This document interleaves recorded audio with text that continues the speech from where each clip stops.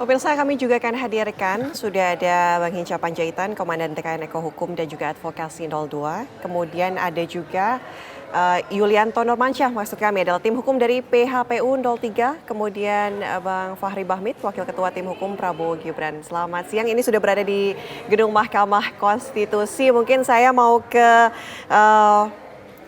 tim hukum dari PHPU 03. Bang Yulianto, kalau misalnya kita lihat, ini kan banyak juga yang memprotes ya mengenai saksi dan juga ahli dari mungkin tata negara dan juga hukum yang dihadirkan oleh 02 atau pihak terkait pada hari ini. Sebenarnya mungkin apa yang diharapkan dari saksi dan ahli yang didatangkan oleh 02 ketika saksi dan ahli yang didatangkan ini sempat beberapa diprotes loh.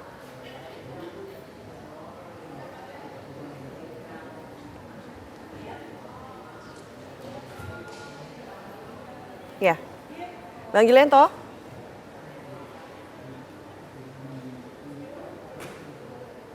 Oke, Pak Bahmid, bisa mendengar kami? Iya, halo. Iya, halo. Oke, ini dua-duanya sudah mendengar kami ya? Dengar. Oke, kalau gitu kita kembali. Pak Yulianto, tadi pertanyaan saya adalah begini, ada beberapa saksi dan juga ahli yang sempat diprotes kehadirannya oleh 03, oleh 01 begitu. Bahkan sampai tadi Prof. Asrul saja tidak diberikan pertanyaan begitu karena ada protes begini. Sebenarnya apa yang diharapkan dari kehadiran saksi dan ahli yang dibawa oleh tim 02 ini?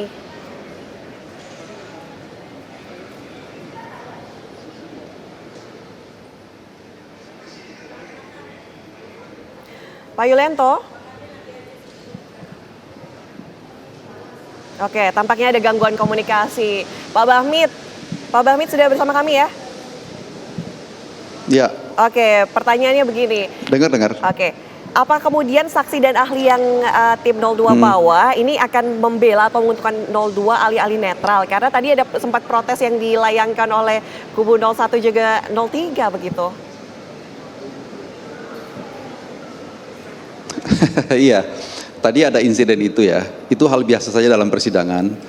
Kami hari ini mengajukan 8 orang saksi, 8 orang ahli dan 6 saksi fakta ya. Jadi 8 ahli ini tadi sudah disumpah, kemudian 6 saksi fakta juga telah disumpah. Nah, memang ada protes dari kuasa hukum baik dari 01 maupun 03 ya, atau perkara 01 maupun perkara 02. Macam-macam ya, ada yang mengajukan keberatan bahwa ahli misalnya ke Margarito, salah satu ahli yang kami ajukan adalah Dr. Margarito Kamis, kemudian Profesor Andi Asrun gitu ya, kemudian juga ada beberapa yang lain itu diprotes karena dipertanyakan kemandiriannya atau dipertanyakan keberpihakannya dan seterusnya, seperti Pak Margarito yang mungkin barangkali sering tampil di televisi untuk menyampaikan pendapat dan analisis yang selama ini barangkali dinilai oleh para saksi para kuasa hukum itu dianggap tidak netral dan seterusnya. Tapi kan satu hal yang pasti bahwa saksi ataupun ahli yang dihadirkan di depan persidangan itu mempunyai relevansi dengan konteks perkara yang kami ajukan atau yang kami perselisihkan.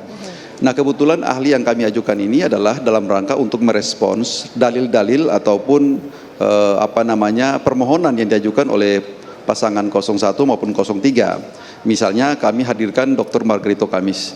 Kenapa kita hadirkan Dr. Margarito Kamis?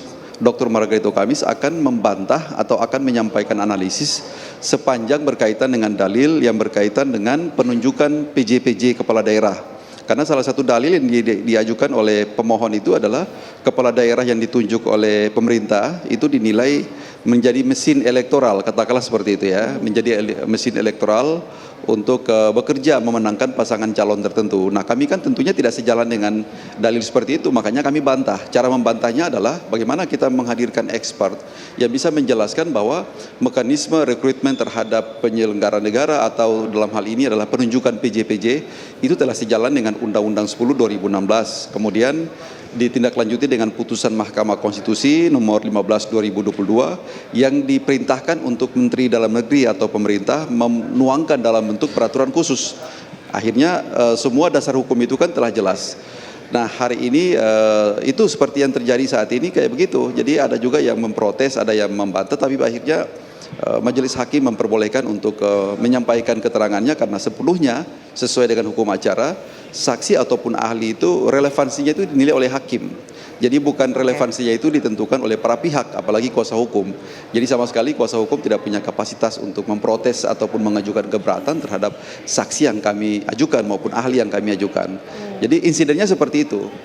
Yang kedua adalah apalagi namanya hari ini kebetulan adalah persidangan untuk diberikan kepada pihak terkait untuk menghadirkan ahli dan saksi untuk diperiksa sampai dengan selesai.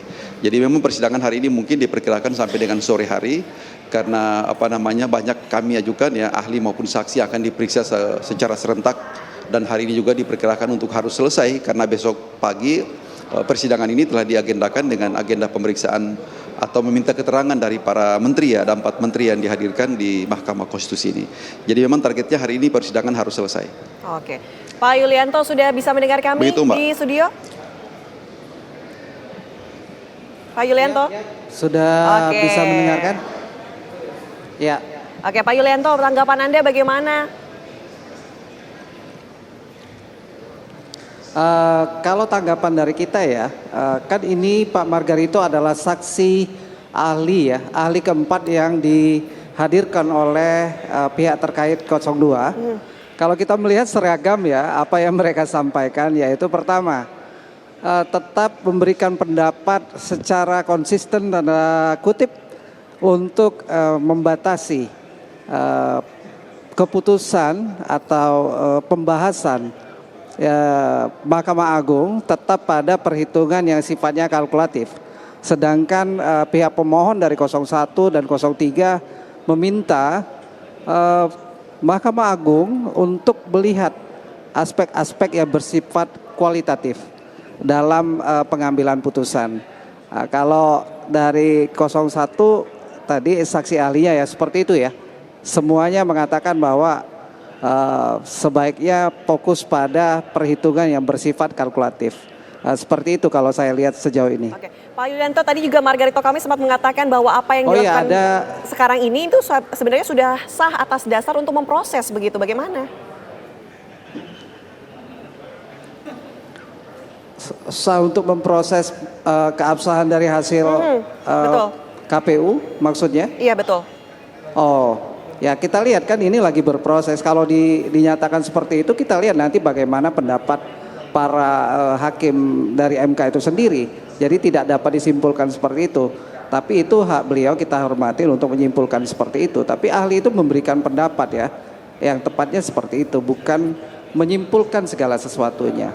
Tadi menanggapin rekan dari pihak terkait 02. Memang dari kami di 03 tadi sempat protes ya untuk kehadiran 2 saksi ahli dari pihak terkait. Pertama Bapak Kodari dan kedua tadi yang saksi ahli pertama kali yang memberikan kesaksiannya karena berbagai pertimbangan. Nah, akan tetapi majelis hakim tetap memberikan hak kepada mereka untuk tetap menjadi ahli dan memberikan pendapatnya pada kesempatan hari ini. Oke, Pak Bahmit, kalau melihat 03 yang mengatakan hal seperti itu tetap mungkin positif begitu ya, ini masih bisa dirubah hasilnya, prosesnya disengketakan di MK. Bagaimana Anda menanggapi hal ini?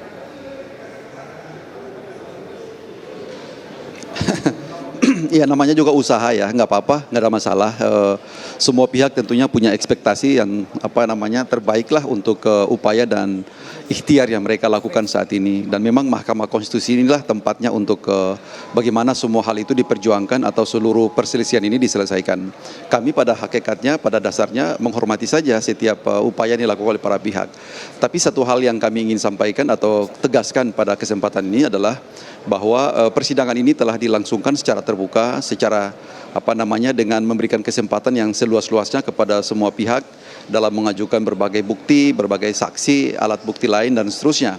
Semua telah dilakukan secara fair. Bahkan segala insinuasi selama ini yang dialamatkan kepada pemerintah, kepada pihak terkait dan seterusnya, dengan misalnya menganggap bahwa kemenangan Pak Prabowo ini adalah karena teraktivasinya mesin birokrasi dan seterusnya atau alat-alat kelengkapan negara dalam melakukan pemenangan dan seterusnya sehingga berujung pada pemanggilan 4 menteri.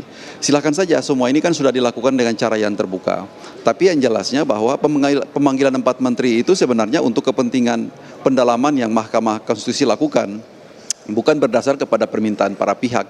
Karena persidangan di Mahkamah Konstitusi ini adalah persidangan yang dilakukan dengan cara sengketa inter partes gitu ya.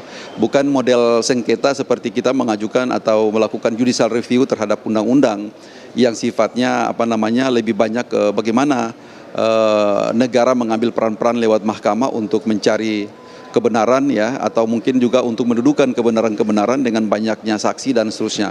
Karena kalau kita ini kan tidak boleh misalnya bersaksi atau sebagai pihak itu mengajukan saksi sesuai dengan selera kita masing-masing. Makanya mahkamah tegaskan bahwa pemanggilan atau dasar pemanggilan 4 menteri ini bukan didasarkan kepada atas permintaan atau rekomendasi dari para pihak, tetapi semata-mata adalah kebutuhan dan kepentingan mahkamah untuk menggali dan mengkaji, menemukan kebenaran-kebenaran lain ataupun mungkin untuk mendudukan, menjelaskan semua hal yang terkait dengan persangkaan ataupun mungkin persoalan yang selama ini diperselisihkan, agar barangkali mahkamah bisa mendapatkan satu perspektif yang jauh lebih utuh tentang peristiwa yang barangkali didalilkan dalam permohonan pemohon selama ini. Jadi saya kira itu untuk batasan itu sangat clear ya. Dan kita mengikuti saja semua ini dengan harapan satu ketika pada tanggal 22 April 2024 nanti ketika Mahkamah Konstitusi mengeluarkan putusan, maka diharapkan bahwa putusan itu membuat clear, membuat terang, semua selesai dan tidak perlu lagi ada perdebatan-perdebatan yang tidak perlu dan penting. Karena mahkamah telah memberikan kesempatan seluas-luasnya kepada semua pihak dalam mengajukan upaya-upayanya ya, dan semua pihak itu juga sudah menggunakan kesempatan secara maksimal. Dan kalau nanti konsekuensinya putusan mahkamah harus terima juga. Jangan nanti di kemudian hari kalau mahkamah telah melahirkan putusan masih menjadi perdebatan yang tidak berkesudahan. Kira-kira itu mungkin yang ingin dapat kami tegaskan pada kesempatan ini. Baik, terima kasih Pak Bahmid, Pak Yulianto sudah bergabung di Breaking News TV One. Kita sama-sama tentunya kawal persidangan sengketa Pilpres 2024. Selamat siang.